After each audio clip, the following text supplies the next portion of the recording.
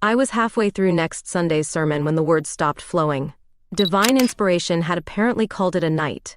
The church was empty, silent except for the hollow ticking of the ancient wall clock, 3 in the morning, and my coffee had gone cold hours ago. The blank page mocked me, cursor blinking like a digital metronome counting the beats of my failure. That's how I, Ariana Collins, respected pastor of Grace Community Church, ended up trudging through pouring autumn rain to the only 24-hour convenience store in Overland Park at 3:17 a.m., my blonde hair plastered against my face, Bible study notes ruined in my soggy messenger bag. I pushed open the door, bell jingling with inappropriate cheerfulness, fluorescent lights assaulting my tired eyes. Just need to get through this sermon, I muttered, heading straight for the coffee station. My fingers, pale and trembling from the cold, reached for the pot just as another hand, adorned with chipped black nail polish and silver rings, gripped the handle. "Sorry, Pastor." The voice was low, raspy, and oddly familiar. "Didn't see you there." I looked up and nearly dropped my empty cup. Melanie Johnson, lead singer of Crimson Ruse, stood before me in all her rock and roll glory. Her flame-red hair was partially hidden under a beanie, those piercing blue eyes regarding me with amused curiosity. The woman whose music I'd secretly listened to for months, while telling my congregation about the dangers of secular influences. "Late-night soul-saving?" she asked, one eyebrow arched. Something like that. I couldn't admit I was having a crisis of faith over a simple sermon. "You're Melanie Johnson, right, from that band?" She smiled, revealing a small gap between her front teeth that wasn't visible in her promotional photos. "And you're Pastor Collins. I've seen your church sign when driving to gigs. Prayer, the original wireless connection. Cute." The coffee pot hovered between us, steam rising like the tension I suddenly felt. She wore a leather jacket that smelled of cigarettes and something sweeter, vanilla perhaps. The scent wrapped around me, disorienting in its contradictions. "Only 1 cup left," she said, nodding to the nearly empty pot. "Share it? There's a table over there." I should have said no. Should have made some excuse about getting back to work. Instead, I heard myself say, "Okay." We sat across from each other, 2 women who couldn't possibly have less in common, while rain hammered against the windows and the bored cashier scrolled through his phone. The coffee was bitter, overbrewed from sitting too long. "So what keeps a nice pastor up at this ungodly hour?" she asked, her fingers drumming a silent beat on the chipped formica table. I hesitated, then admitted, words failing me. "Writer's block for the divine? That's rough." She didn't mock, just nodded with unexpected understanding. "What about you?" I asked, noticing a small bruise on her wrist. "Just finished a gig. Can't sleep after performing. Too much. Everything." She gestured vaguely, her rings catching the harsh light. "Music gets into your blood, you know? Like faith, maybe." The comparison startled me. "I wouldn't know about music." "Bullshit," she said, then winced. "Sorry, but I saw you at our show last month. Back corner, hood up. Thought I was hallucinating." The coffee cup nearly slipped from my fingers. I'd been so careful, so certain no one had recognized me in that dark club where I'd gone on a moment of rebellious weakness. My heart pounded against my ribs as I realized my double life wasn't as secret as I'd thought. "Don't worry," she said, voice softer now. "Your secret's safe with me, Pastor." She slid a napkin across the table with her number scrawled across it. "In case divine inspiration keeps failing you." Our fingers brushed as I took it, and a current that had nothing to do with caffeine shot through me. Her touch lingered, warm against my perpetually cold hands, and something shifted in the fluorescent-lit reality of that convenience store. What I didn't understand then, couldn't have known as I tucked that napkin into my pocket, was that Melanie Johnson wasn't just offering friendship. She was offering the key to unlock the mystery that would soon threaten everything I held sacred. The church was quiet except for the soft padding of my sensible shoes against the worn carpet.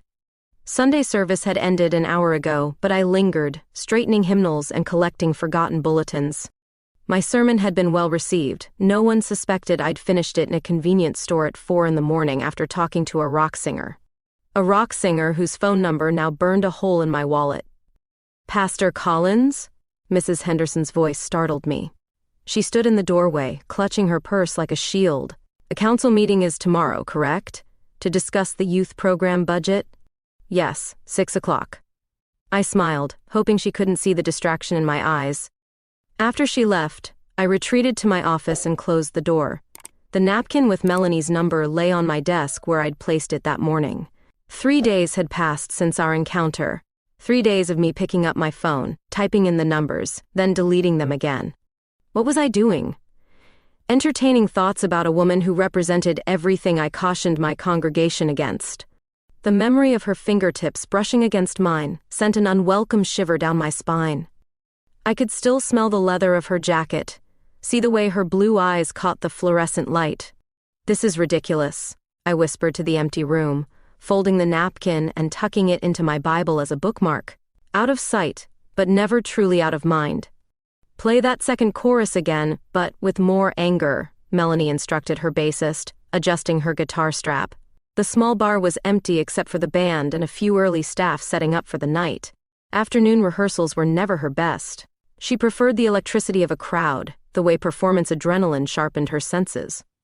Today, though, she couldn't focus. Her thoughts kept drifting to blonde hair and surprised green eyes in a convenience store. Earth to Mel. Dave, her drummer, tapped his sticks together. "You with us?" "Yeah, sorry."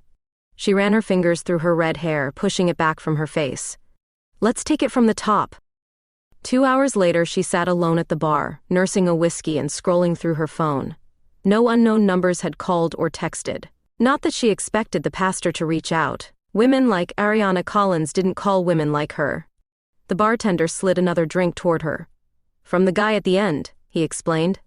Melanie glanced over, saw a well-dressed man raising his glass. Any other night, she might have engaged, might have welcomed the distraction. Tonight, she just nodded politely and turned away. "Not your type?" the bartender asked, wiping down the counter. "Not tonight." She couldn't explain that she was waiting for a call that would probably never come, from a woman who was probably praying away the very thought of her right now. Her phone buzzed. Unknown number. Heart suddenly racing, she answered. "Hello? Is this Melanie Johnson?" A male voice, not Ariana. "We're confirming your band for the community fundraiser Saturday." "Right," she said, disappointment settling in her stomach. "We'll be there." She'd forgotten about the charity event. Some community center raising money for after-school programs. Dave had agreed to it weeks ago, saying the exposure would be good. Now she wondered if church people would be there, if a certain pastor might attend. The community center was packed by the time I arrived. Tables lined the walls with silent auction items, and a small stage had been set up at one end of the room. I spotted several members of my congregation and waved, making my way toward the refreshment table. "Pastor Collins." The organizer, Mrs. Benson, hurried over. "We're so glad you could make it. The youth choir from your church will be on after the next performer." I nodded, accepting a program she thrust into my hands. My eyes scanned the schedule, then froze on a name halfway down. Crimson Ruse. The room suddenly felt too warm. I hadn't heard from Melanie, hadn't actually expected to, yet here she was, listed as the next act. As if summoned by my thoughts, the lights dimmed, and a familiar figure walked onto the stage. Gone was the leather jacket, replaced with a more subdued black blazer over a band t-shirt, but the red hair was unmistakable, catching the spotlight like fire. Our eyes met across the room, and her confident stride faltered for just a moment. A small smile played at the corners of her mouth as she adjusted the microphone. "This song is called Midnight Confessions," she said, her raspy voice sending an unexpected tingle down my spine. "It's about meeting someone when you least expect it." The first chord struck me like a physical force. Her voice, raw and powerful in the small space, wrapped around lyrics that were too familiar. Convenience stores and rain, two strangers sharing coffee at an ungodly hour. I couldn't breathe. Couldn't move. Every word was directed at me, every note a secret message that thankfully only I could decode. Around me, people swayed to the music, oblivious to the conversation happening between performer and pastor. When the song ended and applause filled the room, Melanie's eyes found mine again, a challenge in them, a question. This time, when I reached for my phone, I didn't hesitate to dial her number. The morning light filtered through my office blinds, painting stripes across the envelope that had arrived with no return address. I turned it over in my hands, a sense of dread building in my chest before I even broke the seal. Inside was a single sheet of paper, crisp and official looking, and a photograph that made my blood run cold. Payment of $50,000 expected within 30 days. Your father's debt is now yours. The photo showed my father, dead 5 years now, shaking hands with a shadowy figure whose face was deliberately blurred. The date stamp showed it was taken just weeks before his sudden heart attack. My hands trembled as I read the letter again. My father, the righteous deacon who'd raised me alone after Mom died, who'd pushed me toward ministry and lived a life of apparent virtue. Had he been hiding something? The typed note mentioned no specifics, gave no explanation for this astronomical sum, only a P.O. box for payment. I sank into my chair, the letter clutched in my suddenly cold fingers. The church couldn't help, our budget was always tight, with barely enough for building repairs and community outreach. My salary was modest, my savings minimal. My phone buzzed, displaying Melanie's name. We'd been texting since the fundraiser 2 weeks ago, meeting occasionally for coffee. Conversations that started about music and faith had evolved into something deeper, more personal. She'd become a confidant, someone who saw me as Ariana first, Pastor Collins second. I couldn't bring myself to answer. How could I explain this? What would she think of me, of my family, if she knew? Instead, I grabbed my coat and headed for the park. The autumn chill had deepened, leaves crunching beneath my boots as I found a secluded bench. The breeze carried the scent of approaching rain and dying foliage, a melancholy perfume that matched my spirits. I don't know how long I sat there, letters spread on my lap, staring at nothing, when a familiar voice cut through my trance. Ariana? Are you okay? Melanie stood before me, concern etched across her features. Her red hair was pulled back in a messy ponytail, her face bare of makeup, making her look younger, more vulnerable. I hastily wiped my eyes, not even realizing I'd been crying.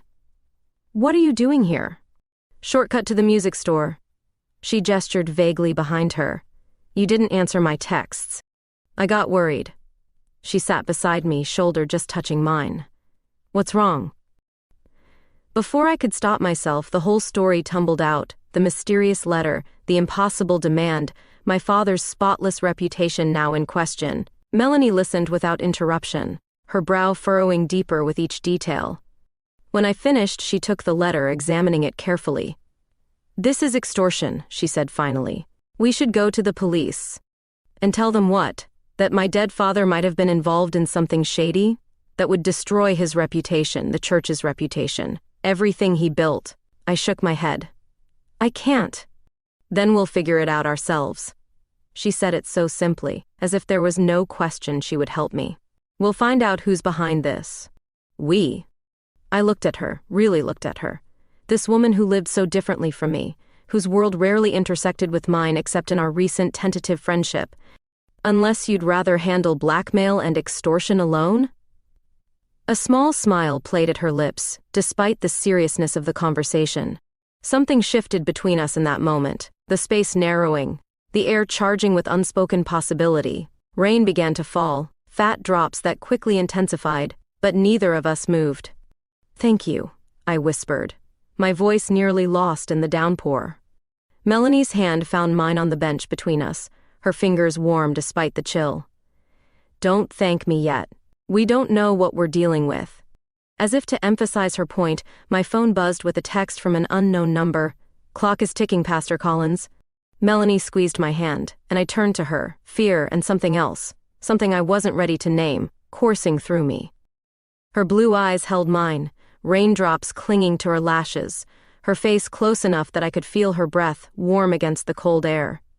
Ariana, she said softly, and then she closed the distance between us. Her lips were soft, tentative at first, then more certain as I responded. The rain soaked through our clothes, but I felt only warmth spreading through me, a sensation so foreign and yet so right that it took my breath away. When we pulled apart, both slightly stunned by what had just happened, Melanie tucked a strand of wet hair behind my ear. We'll figure this out together, she promised. I nodded, unable to speak, my world simultaneously falling apart and coming together in ways I never could have imagined.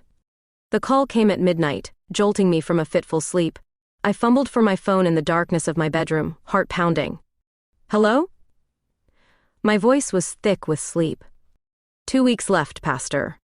The voice was digitally altered, impossible to identify as male or female. "We're watching you." The line went dead before I could respond. I sat up, switching on my bedside lamp, suddenly aware of how exposed I felt. My small apartment, once a sanctuary, now felt like a trap. Were they really watching? Did they know about Melanie? About the kiss that had consumed my thoughts for days? I dialed her number without hesitation. "Ariana?" She answered immediately, her voice concerned. "What's wrong?" "They called. They're watching me." My voice trembled despite my efforts to control it. There was rustling on her end, movement. "I'm coming over. Pack a bag. You shouldn't be alone." "It's midnight. 20 minutes. Lock your doors until I get there." She arrived in 15, hair disheveled, wearing sweatpants and a faded band t-shirt under her leather jacket. She'd brought her guitar case and a duffel bag. "What's all this?" I asked as I let her in, checking the hallway before closing and double-locking the door. "I'm staying here tonight." She set down her things, eyes scanning my apartment. "Tomorrow you're coming to stay with me for a while. My place has better security."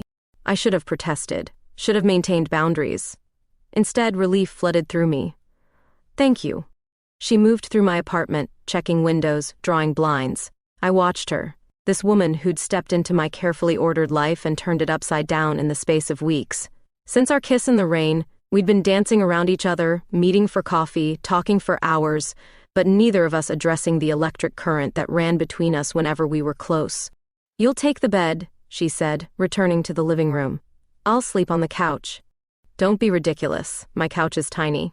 "We can share the bed?" The words left my mouth before I could reconsider them. Something flickered in her eyes, surprise, maybe desire, but she nodded. "If you're sure." Later we lay side by side in my queen-sized bed, a respectable distance between us, both staring at the ceiling. The streetlight outside cast shadows across the walls, and every sound, a car passing, the building settling, made me tense. "Tell me something I don't know about you," Melanie said softly, turning onto her side to face me. I mirrored her position. In the dim light, her features were softer, her usual edge muted. I considered becoming a nun before I decided on being a pastor. She smiled, the gap between her front teeth visible. "Really, Sister Ariana?" I was 18 and dramatic. I smiled back. "What about you? Something I don't know." "I almost became a music teacher instead of a performer."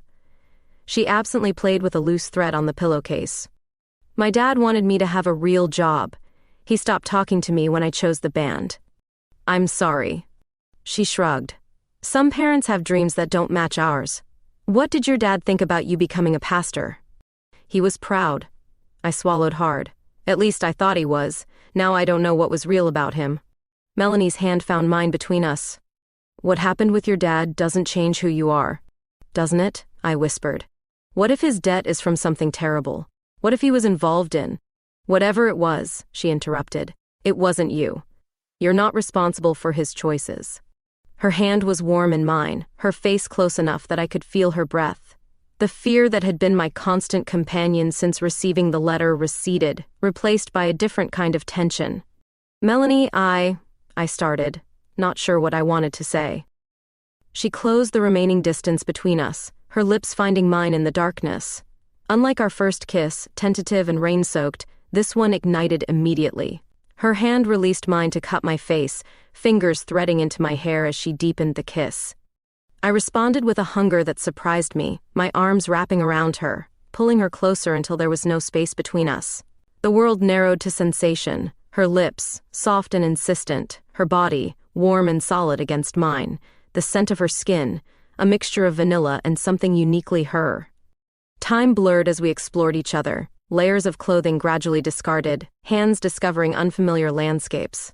Her skin was silk beneath my fingertips, her sighs music to my ears. She whispered my name like a prayer, a sound that sent shivers down my spine. Afterward, tangled in sheets and each other, she traced lazy patterns on my bare shoulder. "Still worried about being watched?" she murmured, a hint of playfulness in her voice. I laughed softly, surprising myself. Not at the moment. Outside, the night continued, full of unknown threats, but here, in the circle of Melanie's arms, I found a peace I hadn't known I was seeking. Whatever was coming for me, for us, we would face it together. Melanie's apartment was nothing like I'd imagined. Instead of rock and roll chaos, it was surprisingly organized, sparse but comfortable, with walls lined with vinyl records and vintage concert posters in neat frames. A keyboard stood in one corner, sheets of music scattered across its surface, and a guitar rack held 3 instruments of varying styles. Not what you expected? She smirked, catching my expression as she set my suitcase down. I thought there'd be more. I don't know, skulls and black candles, I admitted, making her laugh. Sorry to disappoint. I saved those for backstage. For 3 days, we'd settled into an unlikely domestic rhythm, Melanie working on new songs in the morning while I made calls about my father's supposed debt, both of us researching in the afternoon. Nights were spent in a tangle of limbs and whispered confessions, a world away from my life as Pastor Collins. Today, though, we had a breakthrough. Melanie's friend at the county records office had discovered something interesting about my father's last year alive.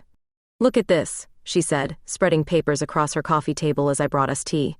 Your dad formed a partnership with someone named Victor Mercer 6 months before he died. They purchased land together outside town. I studied the document, recognition dawning. Mercer. My father mentioned that name once. I think they went to college together. Well, they were definitely in business together. She pointed to another document. And the property they bought? It's worth about 10 times what they paid for it now. Development rights. My hands trembled as I set down my mug. So the debt could be legitimate? My father owed this Mercer person money for the land deal? Maybe. But look at this. She slid over another paper, my father's death certificate. Heart attack, right? But the timing is convenient, just after the land value spiked. A chill ran through me. You think Mercer had something to do with my father's death? I think it's worth looking into. She squeezed my hand. But Ariana, if your dad did owe this money legitimately, why wait 5 years to collect? And why the cloak and dagger routine? Someone's trying to scare me. I leaned into her, drawing strength from her presence. We need to find this Mercer guy. Her arm wrapped around my shoulders. I have another friend who might. My phone rang, interrupting her. Deacon Phillips from the church. With a sigh, I answered. Pastor Collins. His voice was clipped, formal. The council needs to speak with you immediately. My stomach dropped. What's this about, Harold? It's come to our attention that you've been seen with someone. The disapproval in his voice was palpable. Someone inappropriate for a church leader. Tomorrow, 4 p.m., the council chambers. The line went dead. Melanie watched me, concern in her blue eyes. The church council wants to see me, I explained, voice hollow. Someone saw us together. Are you going to be fired? She asked bluntly. I don't know. The reality of the situation hit me suddenly. My calling, my community, my entire identity, all potentially gone because I'd fallen for a woman with red hair and a voice that stirred something deep inside me. Do you regret it? Melanie asked quietly. Us? I looked at her, really looked at her. Behind the confident exterior, I saw vulnerability in her eyes. She was as scared as I was, in her own way. No, I said firmly. I don't regret a single moment. She kissed me then, soft and sweet, and I knew I'd spoken the truth. Whatever happened tomorrow, this, us, was worth it. The next morning, while Melanie was in the shower, my phone buzzed with a text from an unknown number. We know about your little rock star. Better find the money fast. My blood ran cold. They weren't just watching me, they were watching us. Before I could process this new threat, another text arrived, this one with an attachment. A photo of my father with Victor Mercer. And a third man, his face now clear, Deacon Phillips. The pieces clicked together with sickening clarity. The church council meeting wasn't just about me and Melanie. It was a trap, set by whoever was behind the extortion. When Melanie emerged from the bathroom, I showed her the texts and the photo. This is good, she said, surprising me.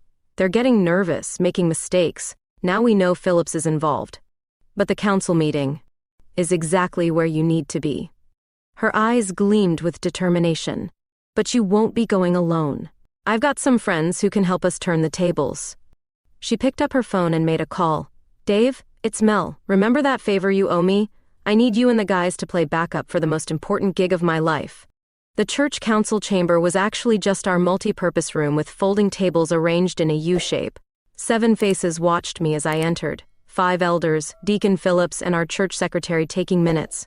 Their expressions ranged from disappointment to outright condemnation. I wore my collar and black shirt, armor of a sort, and carried my Bible and the evidence Melanie and I had gathered. My heart pounded, but I walked with the steady confidence of someone who had spent years behind a pulpit. "Pastor Collins," Harold Phillips began, his voice dripping with false concern. "Thank you for joining us. We have some concerns to discuss. About my personal life?" I kept my voice neutral. "About your moral fitness to lead this congregation." Elder Robinson, a grandmother of 5, couldn't meet my eyes.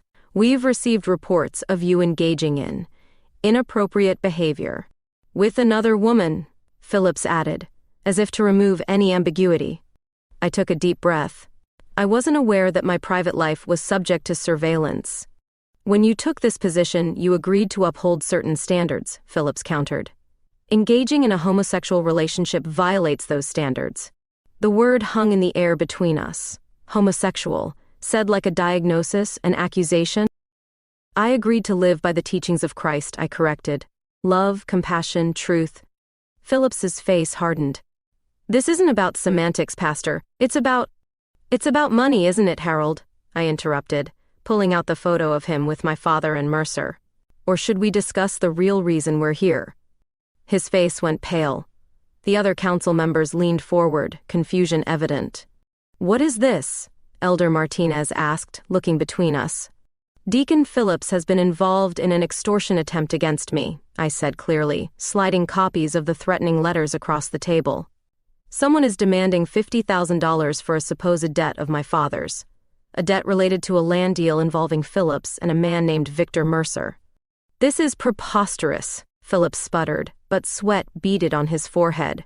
"What land deal?" Elder Robinson asked sharply. Before I could answer, the door opened.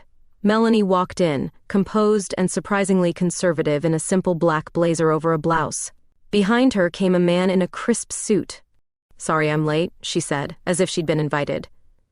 "This is Daniel Forrest. He's an investigative journalist with the Kansas City Star."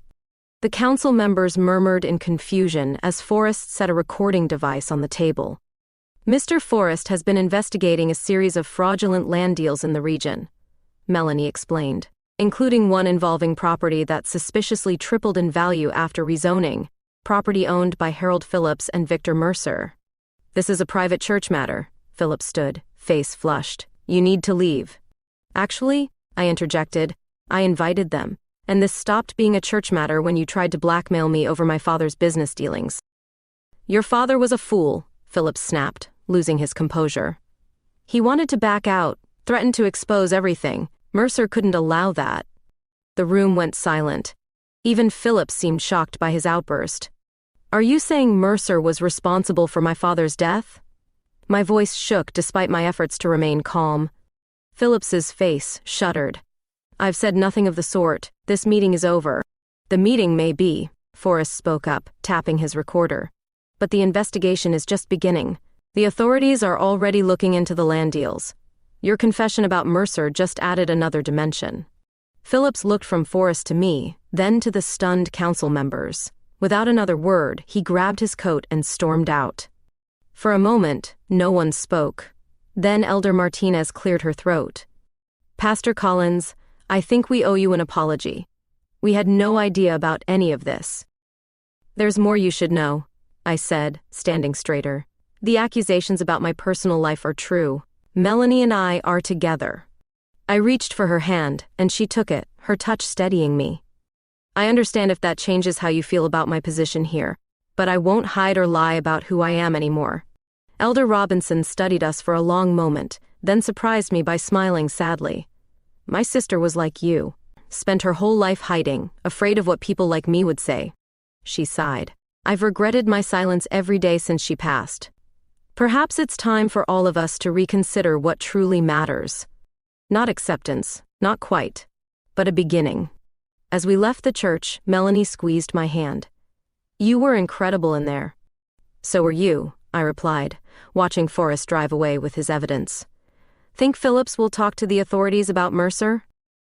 He's a coward. He'll sell Mercer out to save himself. She smiled grimly. The bigger question is, what happens now? With us? I looked back at the church, the only home I'd really known. I don't know, but for the first time in my life, I'm ready to find out. 3 days after the council meeting, we finally came face to face with Victor Mercer. Not through an arrest or dramatic confrontation, but through a simple invitation delivered to Melanie's apartment. Let's discuss terms. Tonight, 8 p.m. The Overlook Hotel Bar. It's a trap, Melanie said immediately, pacing her living room while I sat on the couch, turning the embossed card over in my hands. Probably, I agreed. But it's also our chance to confront the man who might be responsible for my father's death. Exactly why we shouldn't go. She stopped pacing to look at me, concern evident in her eyes. The police are already investigating based on Forrest's article and Phillips's confession. And they might never connect Mercer directly to my father's death. I stood, moving to her. I need answers, Mel. Not just about the blackmail, but about who my father really was. She searched my face, then sighed. If we go, we do it my way, with backup. Which is how, at 7:55 p.m., we entered the upscale hotel bar with Dave and 2 other band members strategically positioned around the space. I'd never met them properly before today, just brief introductions backstage after the fundraiser. But they'd agreed to help without hesitation. Any friend of Mel's, Dave had said simply. I wore the clothes I'd usually reserve for important pastoral visits, a modest black dress and pearls, hair pinned back neatly. Melanie had opted for a black suit that made her look both powerful and dangerous, her red hair aflame against the monochrome fabric. We spotted Mercer immediately, a man in his 60s with silver hair and a tailored suit that screamed money. He sat alone at a corner table, watching us approach with cold calculation in his eyes. Pastor Collins, he greeted me, not standing. And the musician. How quaint. Mr. Mercer, I replied, keeping my voice steady as we sat across from him. Thank you for finally showing your face. A tight smile played at his lips. Directness. A family trait, it seems. Your father was the same way. My father, I said carefully, who died very conveniently after threatening to expose your business dealings. Heart attacks happen, he replied smoothly, especially to men with guilty consciences. Melanie's hand found mine under the table, squeezing gently. What did my father do? I asked, the question that had been haunting me for weeks. What was he involved in? Mercer studied me, then signaled the waiter for another drink. Your father was an investor in land development. We purchased properties before rezoning announcements, sold after values increased. Entirely legal, if one has the right connections in city planning. Inside trading, Melanie translated. Corruption. Business, Mercer corrected. Richard was quite enthusiastic about the profits. Until he discovered one property would displace a homeless shelter. His eyes narrowed. Suddenly, the man who'd happily taken dividends found his conscience. My father's face swam in my memory, the way he'd pray before meals, his insistence on tithing even when money was tight. The man Mercer described seemed like a stranger. He threatened to expose you, I said. He threatened all of us, including himself. Mercer's voice hardened. When I reminded him of the consequences, prison, disgrace, he assured me he had taken precautions, documentation stored safely away. My breath caught. The safety deposit key I'd found among my father's effects, but never used. The box fees paid automatically from his account. He had a heart attack before he could follow through, Mercer continued. A fortunate timing for all involved. Did you kill him? The words escaped before I could stop them. Something flickered in Mercer's eyes, not guilt exactly, but caution. As I said, heart attacks happen. And blackmailing his daughter 5 years later? What's your explanation for that? Melanie's voice was tight with barely controlled anger. A necessary precaution, Mercer replied. We've recently learned the authorities are looking into past land deals. Phillips became concerned about your father's documentation surfacing. So you threatened me to keep me from looking into his past, I concluded. Except I wasn't looking. Not until you made me. For the first time, uncertainty crossed his face. An unfortunate miscalculation. Very unfortunate, I agreed, standing. For you. Melanie stood with me, a satisfied smile playing at her lips. especially since this entire conversation has been recorded for our journalist friend. Mercer's eyes darted around the bar, landing on Dave, who raised his glass in mock toast. "You have nothing concrete," Mercer said coldly. "And I have very good lawyers." "Maybe," I conceded. "But I have something better now, the truth about my father." I leaned closer. "And I know exactly where to find his documentation." As we walked away, Melanie's arm slipped around my waist. "That was incredible," she whispered. "Are you okay?" I nodded, emotions churning. "I will be. Let's find that safety deposit box." Sunday morning arrived with a clarity I hadn't felt in years. Standing at the pulpit, I gazed out at my congregation, smaller than usual, word having spread about the council meeting and my situation. Some familiar faces were missing, but others had taken their places, including Elder Robinson, who nodded encouragingly from the front row. Today I began, my voice steady. I want to talk about truth, not just God's truth but our human truths, the ones we hide, even from ourselves. In the back row sat Melanie, looking slightly uncomfortable in a simple blouse and slacks. Our eyes met briefly, giving me strength to continue. 5 years ago my father died suddenly. I believed I knew who he was, a pillar of this community, a man of unwavering faith, the kind of Christian I aspired to be. I paused, feeling the weight of my next words. I was wrong. A murmur rippled through the congregation. I held up my hand. My father made mistakes, serious ones involving money and power. When he realized his errors, he tried to make amends, but it was too late. I took a deep breath. Just as I've been hiding parts of myself, afraid of your judgment. The church was silent now, every eye on me. I've been taught that God loves us completely, yet I've been showing you only pieces of who I am. That ends today. My hands gripped the pulpit. I am your pastor. I am a daughter still grieving her father, and I am a woman who has found love with another woman. The words hung in the air. Someone coughed. Another person shifted uncomfortably, but no one left. I understand this may challenge what some of you believe. It challenged what I believed about myself, but I can no longer preach authenticity while hiding who I am. I smiled gently. Whatever you decide about my future here, know that I've spoken my truth with love and respect for this community. After the service, a line formed, some offering support, others expressing confusion or disapproval. Elder Robinson hugged me tight. "My sister would be proud," she whispered. Others simply shook my hand and left without comment. Later in my office, the church council delivered their verdict. I could stay, but with conditions. A 3-month probation, regular meetings with a denominational advisor, an agreement to discuss theological perspectives on sexuality with the congregation. Not perfect, but a beginning.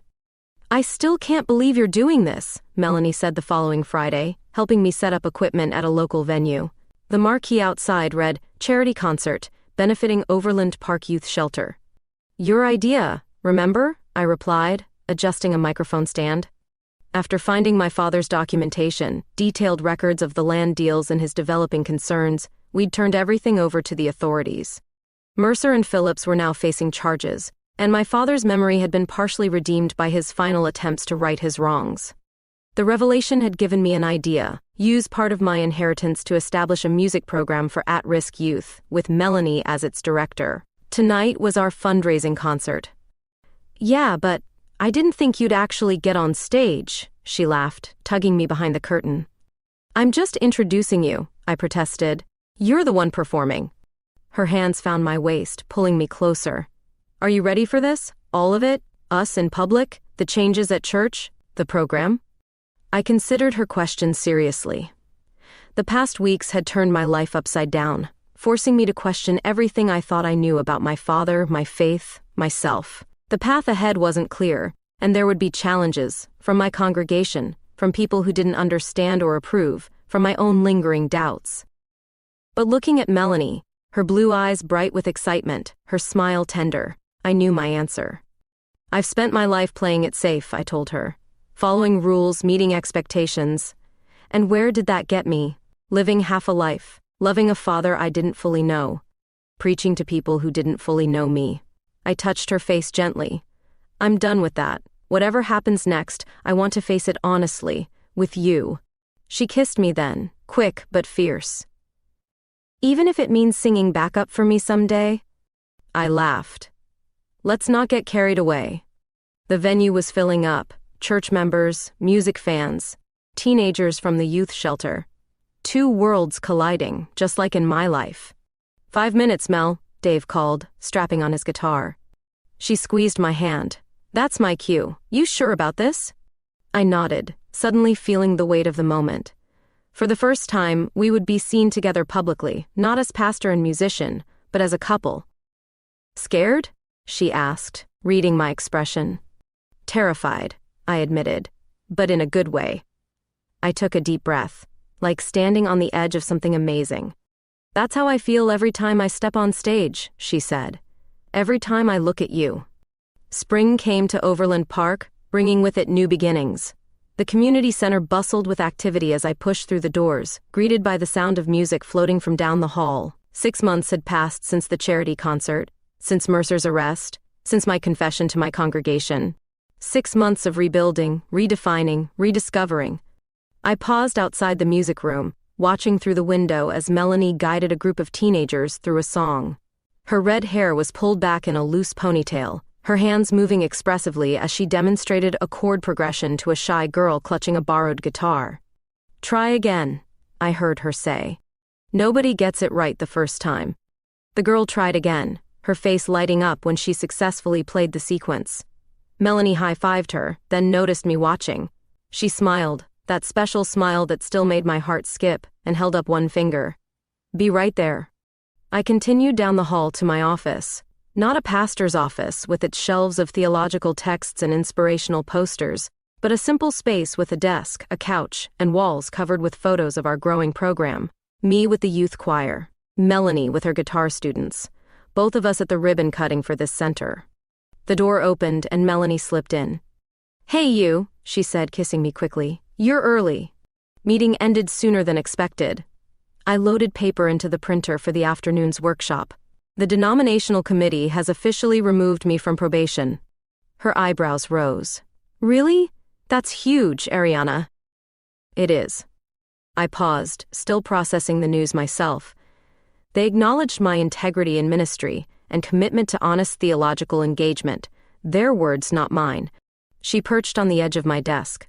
Translation, they finally admitted you can be gay and a good pastor. Something like that. I laughed softly. My congregation is still half the size it was, but those who stayed, they're really there. Really listening. Really engaging with their faith in ways they never did before. Because you showed them how. She took my hand, running her thumb across my knuckles. By being honest with yourself first.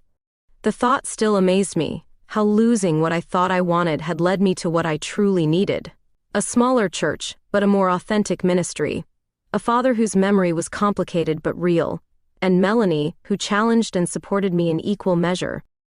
I have something for you, she said suddenly, pulling an envelope from her back pocket. It came today. I opened it, scanning the contents quickly. A music festival? In Nashville? They want Crimson Ruse to perform. Her eyes sparkled with excitement. Main stage, Ariana, this could be big for us. That's amazing. I hugged her tightly, genuinely thrilled. When is it? Next month. We'll be gone for a week. She hesitated. I know you have duties here with the church and the center, but I was hoping that I'd come with you. I finished for her. She nodded. The band's playing, but I thought maybe you could help with some of the community outreach events they're planning. Bringing music to local shelters, that kind of thing. The old me would have hesitated, worried about appearances, about being away from the church. The new me simply smiled. I'd love to. Relief washed over her face. Really? You're not worried about what people will think? About leaving my congregation for a week? About you corrupting me with your rock and roll lifestyle? I teased. I've learned a few things this year, Mel, including that sometimes the best ministry happens outside church walls. She pulled me close, resting her forehead against mine. Who would have thought, a pastor and a rock star, making it work? Making it more than work, I corrected gently. Building something new together. The afternoon sun streamed through the window, casting long shadows across the floor. Outside, the music had started again, voices joining together in harmony. Our worlds, once so separate, now interwoven in ways neither of us could have imagined that night in the convenience store. "I love you," Melanie said simply, "in case I haven't mentioned it today." "I love you too," I replied, the words no longer frightening or forbidden, but as natural as breathing. "Now go finish your lesson. Those kids are waiting." She kissed me once more before heading to the door. "Faith and music," she said, pausing in the doorway. "Not such different callings after all." As I watched her return to her students, I thought of all the paths that had led us here. My father's flawed legacy, Melanie's passionate defiance, my own journey from certainty to doubt to a different kind of faith. The harmony we'd found wasn't perfect, but it was honest, real, ours. And that made all the difference.